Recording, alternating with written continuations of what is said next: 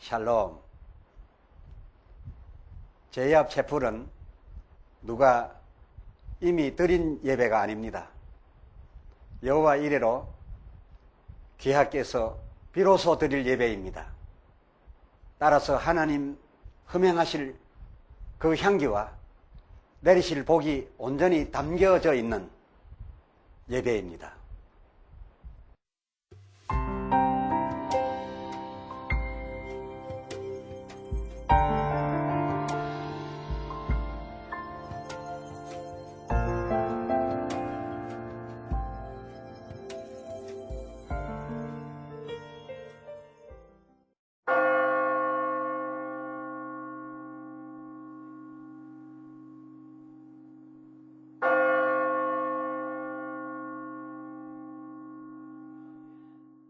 지금부터 거룩하신 주 예수 그리스도의 이름으로 본 예배를 시작합니다. 다 같이 기원기도 드리겠습니다. 우리에게 늘 생명을 베푸시는 주님, 감사와 영광을 돌립니다. 이 시간 성령으로 충만하사 저희의 드리는 예배를 받아주시고 한없는 은혜와 복을 내려주옵소서. 주여, 남은 때에 주님의 뜻 이루며 담대함으로 맡겨진 사명 감당하게 하옵소서. 예수 그리스도의 이름으로 간절히 기원하옵나이다. 아멘.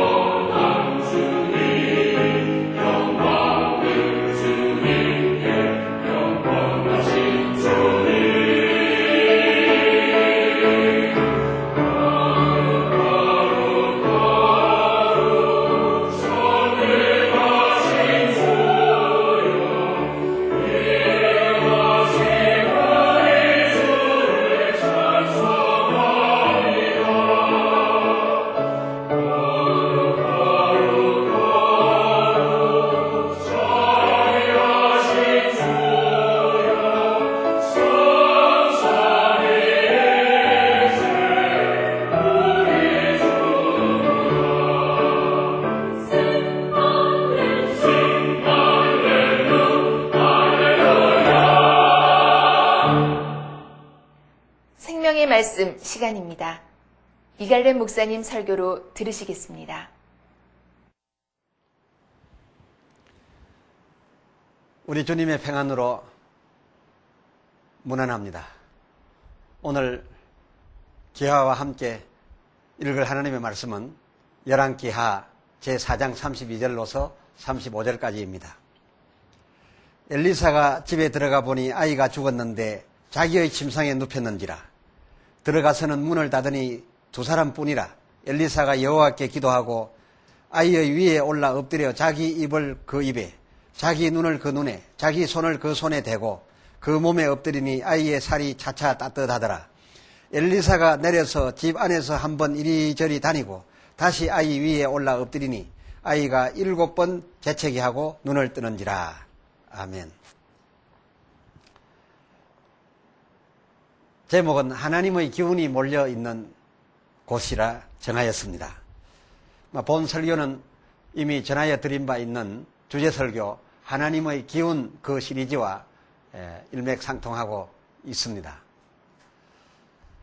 그러면 본문을 풀기에 앞서 먼저 엘리사의 스승 엘리야의 행한 능력 하나를 소개하겠습니다. 흡사한 능력이었습니다.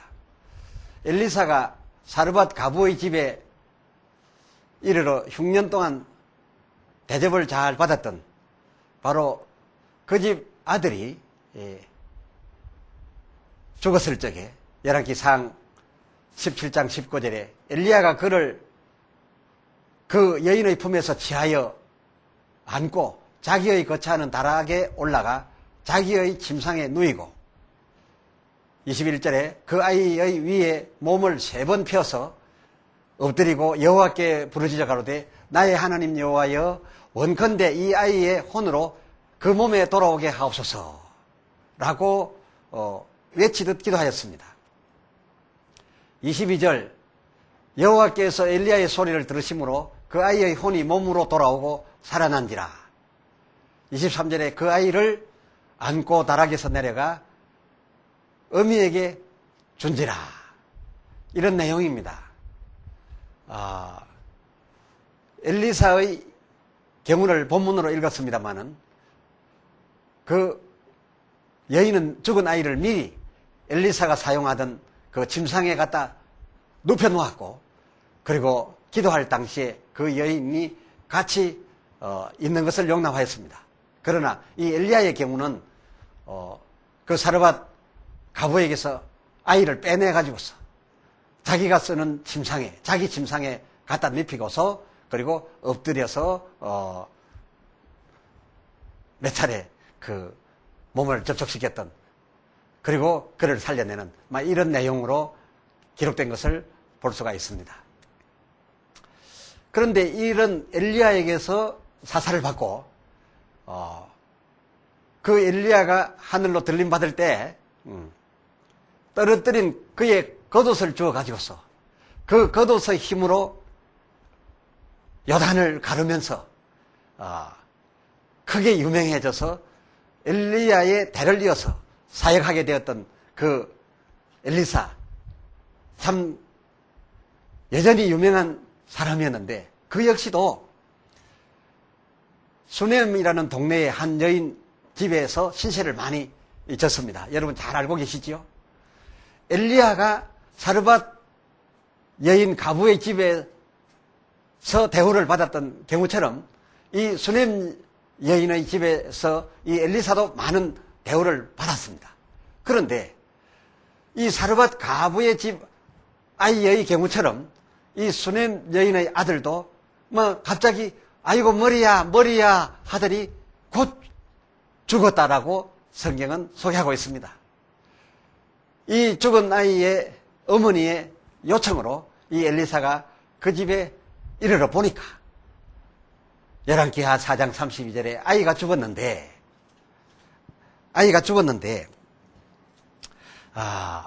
자기 침상에 눕혔는지라 그랬습니다. 그러니까 수넴 여인은 머리가 이 사르밧 가부보다 아는 게 많았던 것 같습니다. 엘리사가 사용하던 침상에 이미 올려다 눕혀 놓았던 것을 발견하게 됩니다. 이에 엘리사가 여호와께 기도하고 34절에 아이의 위에 올라 엎드려 자기의 입을 그 입에 자기의 눈을 그 눈에 자기의 손을 그 손에 대고 그 몸에 엎드리니 아이의 살이 차차 따뜻하더라. 이미 죽어서 차가워진 아이가 이렇게 몸을 대고 있음으로써 상당한 시간이 흘렀겠지요. 그랬더니 아이의 몸이 그저 살아있는 아이처럼 거의 따뜻했습니다. 그러나 몸은 따뜻해지기까지 됐지만도 아직 살아나지 아니하매 35절을 살펴보면 엘리사가 내려서 이 다락 자기의 방에서 내려와 가지고서 그 집안을 한번 이리저리 다니면서 돌았습니다. 그 집안에서 무언가를 모아서 자기 몸에다가 채우는 것 같았습니다.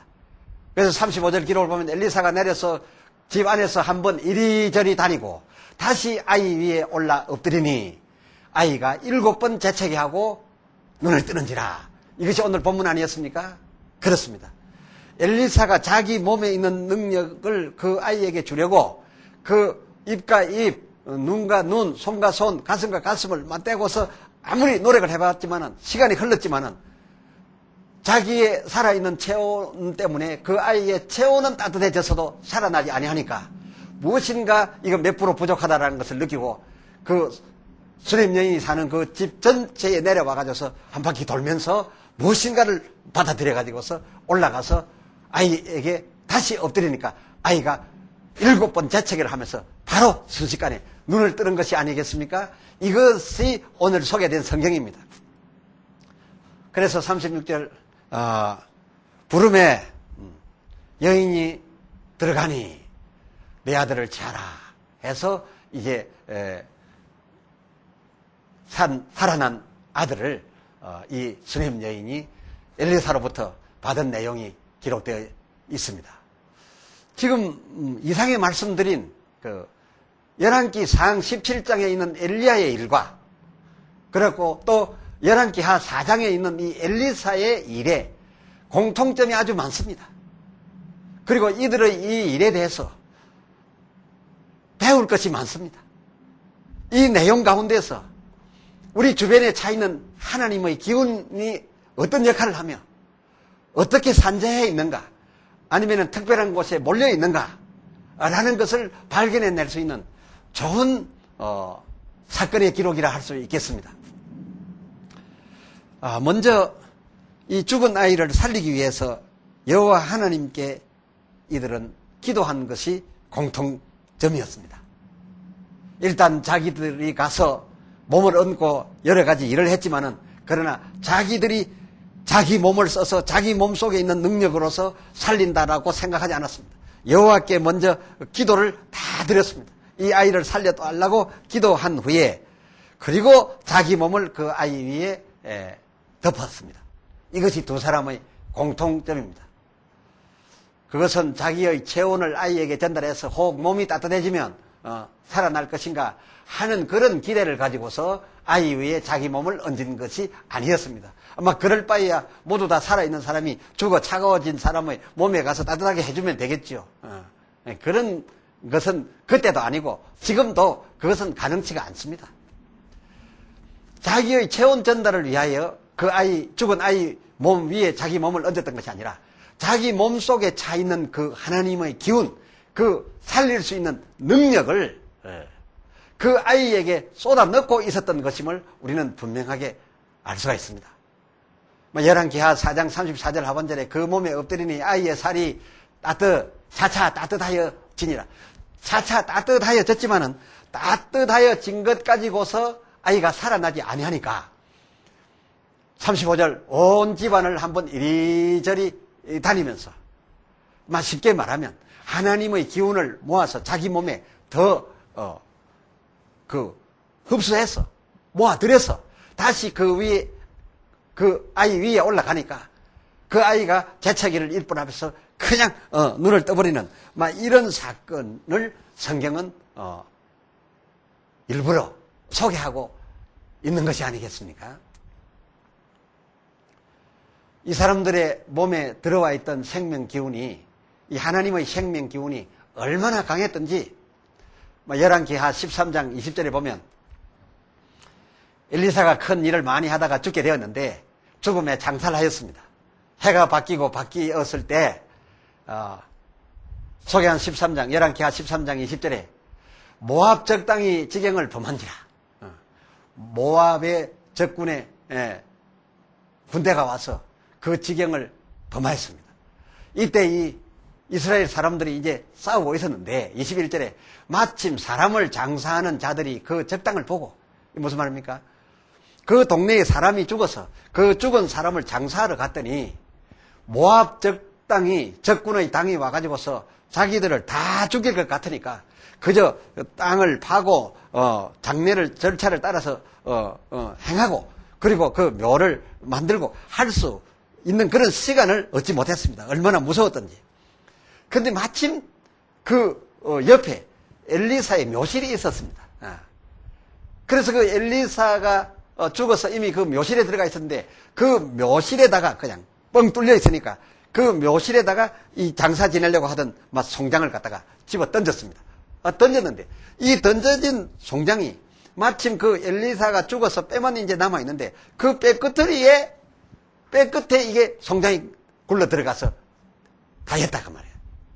그 닿자마자 그 뼈에 닿자마자 그 송장이 뻘떡 살아 일어나서 되돌아서 그 적당을 피하여 이제 함께 내려간 그런 사건이 기록되어 있습니다.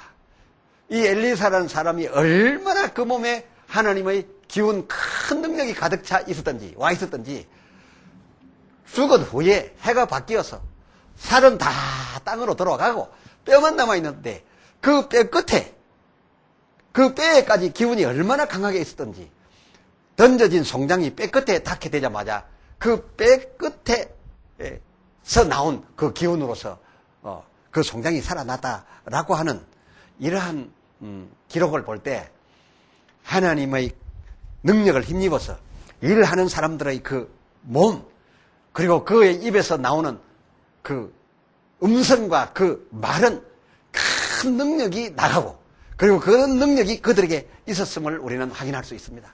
그런 능력이 자기들의 몸에 있었기 때문에 죽은 사르밧 가부의 아들 그리고 수넴 여인의 죽은 아들을 살리기 위해서 자기 몸을 갖다 대고서 자기 몸 안에 있는 생명의 기운을 쏟아 불어 넣었던 것이 아니겠습니까? 이것을 우리는 충분히 이해할 수가 있는 것입니다.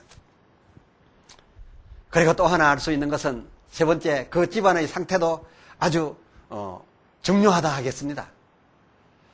엘리사가 자기 몸의 기운을 그 죽은 그래서 차가워진 그 아이의 몸이 따뜻해지기까지 몸을 대고서 옮겨 넣었지만은 그 아이가 살아나지 아니하며 앞서 소개드린 바 11개하 4장 35절에 그 수넴 여인이 살고 있는 그 집안으로 내려가서 그 온 집안을 돌면서 이리저리 다니면서 그 집안에 있는 그 선한 능력을 생명의 능력의 기운을 자기 몸에 끌어들여 가지고서 다시 다락에 올라가서 그 죽은 아이를 살려낸 것을 볼 때 정말 수넴 여인의 집 상태는 아주 좋은 상태였고 엘리사가 떠난 후에도 그 여인의 집에 이 생명의 기운이 많이 돌고 있었던 것을 이 성경을 통해서 우리는 발견할 수 있고 그런 능력을 바로 영적으로 감지했던 엘리사가 자기 몸에 있는 능력으로 부족함에 그 집 능력을 보태가지고서 아이를 살려냈지 않았겠습니까? 그러나 엘리야의 경우는 다릅니다.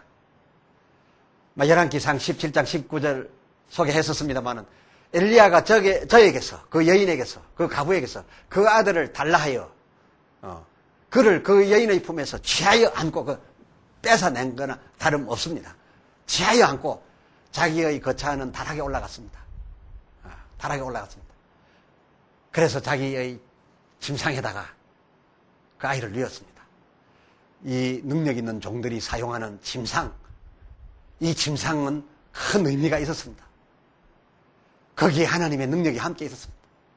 그들이 기도하는 곳, 그리고 그들이 말씀을 받는 그 방, 거기에는 다른 곳과는 전혀 다른 곳이었음을 우리는 이 성경을 통해서 알 수 있는데 수넴 여인의 경우는 하나님의 능력 있는 종들이 잠자는 침상이며 준비하는 방은 자기들의 집안과는 전혀 다를 것이라는 것을 알고 죽은 아이를 엘리사의 침상에 갖다 눕혀놓았지만은 이 사르밧 가부는 그렇지 않았습니다. 죽은 아이를 자기가 안고 있었습니다. 자기가 안고 있었습니다. 그리고 이 엘리야가 그 죽은 아이를 그 여인에게서 뺏어내듯이 뺏어나가지고서 자기의 침상에 갖다 눕힌 것을 볼 때 엘리야는 잘 압니다. 자기가 사용하는 침상은 사르밧 가부의 품속과 다르고 이 사르밧 가부가 살고 있는 이 집의 분위기와는 전혀 달라서 이 아이를 분리시켜야 되겠다라고 해가지고서 그 아이를 취해서 다락에 올라갔다라는 것을 성경을 통해서 우리는 알 수가 있습니다. 수넴 여인의 경우 그는 하나님의 사람을 믿었습니다. 이 엘리사를 하나님의 사람으로 믿고 있었습니다. 그러나 이 사르밧 가부는 하나님의 사람이 그 집에, 엘리야가 그 집에 있음에도 불구하고, 그리고 능력을 행해줘서 가루통에 가루가 끓이지 아니하고 기름병에 기름이 마르지 아니하게까지 해주었음에도 불구하고 그 사람은 하나님의 사람으로 여기지 않고 있었습니다.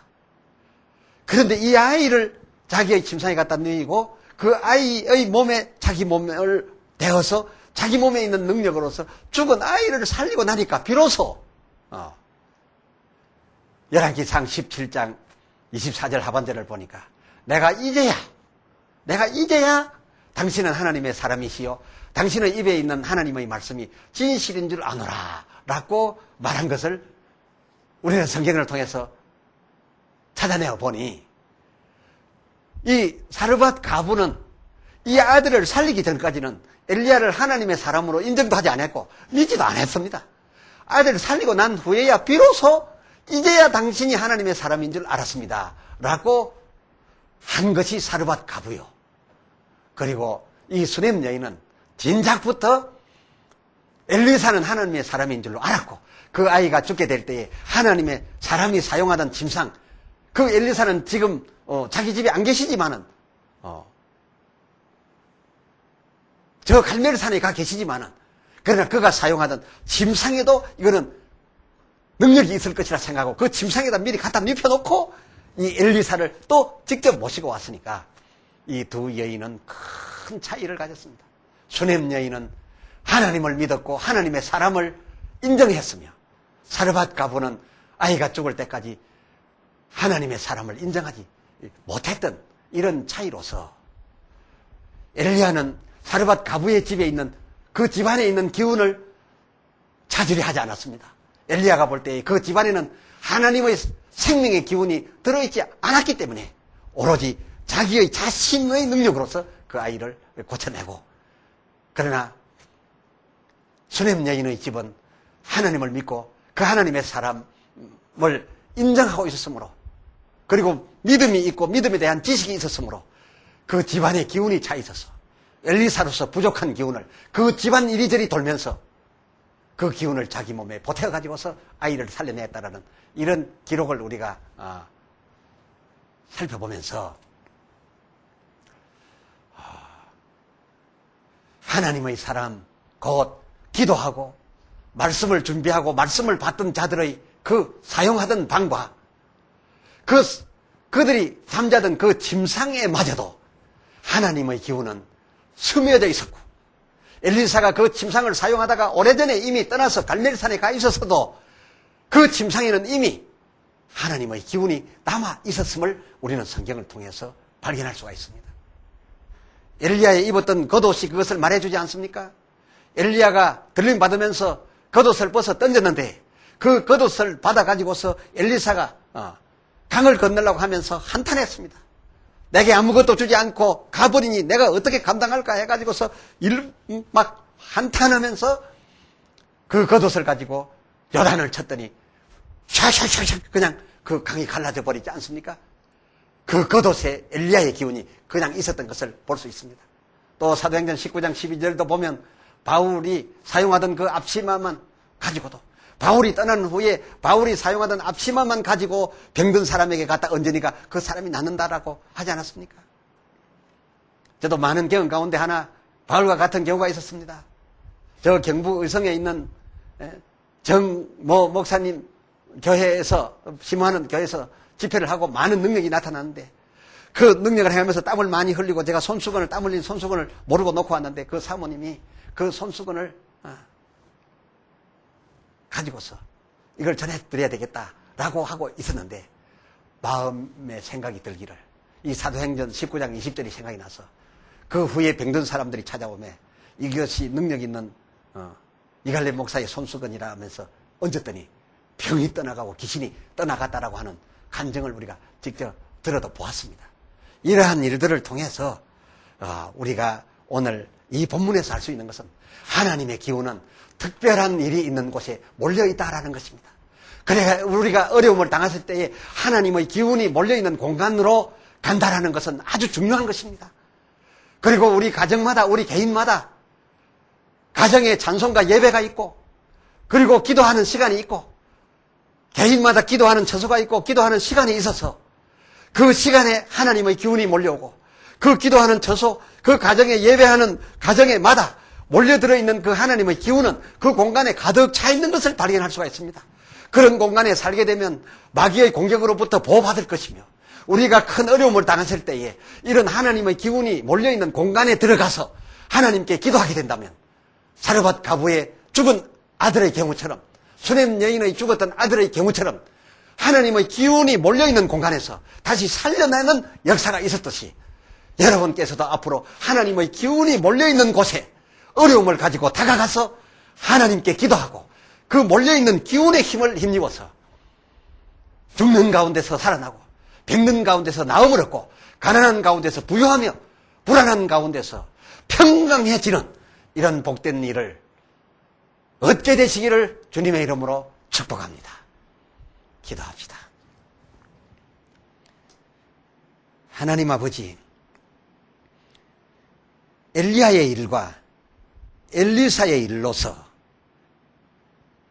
하나님의 기운이 그들 하나님의 사람 사용하던 곳에, 기도하고 말씀 받던 곳에, 그리고 그들 사용하던 침상에 몰려 있었음을 오늘 헤아릴 수가 있었습니다.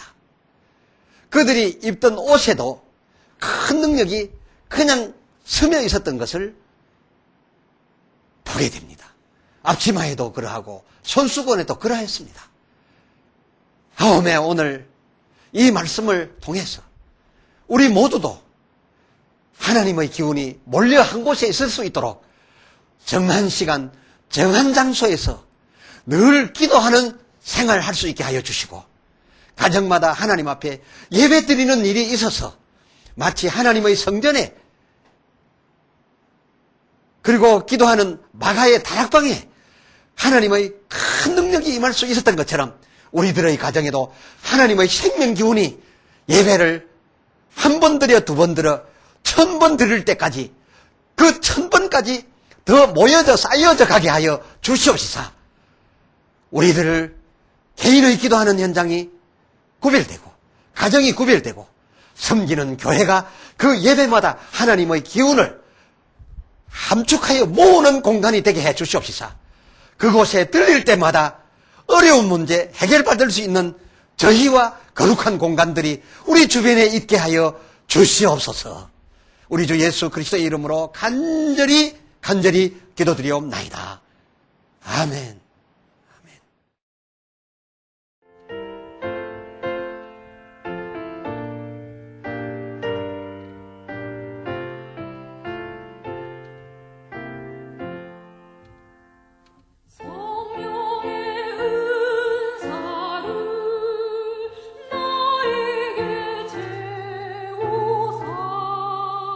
주님의 사랑 본받아